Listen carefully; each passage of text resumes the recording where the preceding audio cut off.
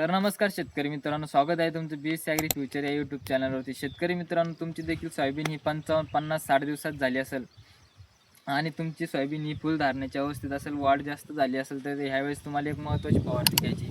त्यामध्ये तुम्ही कोणत्याही कंपनीचे, नामांकित कंपनीचं एखादं इन्सेक्टिसाईड वापरू शकता किंवा तुम्ही ॲस्ट्रॉन, फायर किंवा प्रोफेक्स सुपर किंवा इमेमॅक्टिन असं एखादं कीटकनाशक वापरू शकता.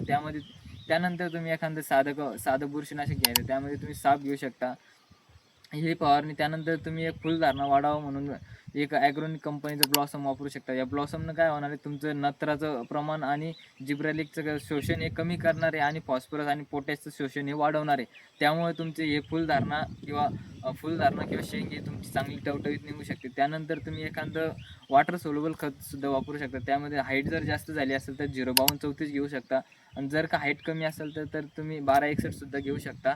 फुलांची संख्याही वाढणार आहे आणि अळीचा प्रादुर्भाव हा सुद्धा कमी होणार आहे. तर ही माहिती तुम्हाला कशी वाटली कमेंट करून नक्की सांगा आणि अशाच महत्त्वपूर्ण माहितीसाठी आपल्या चॅनलला नक्की फॉलो करा. धन्यवाद.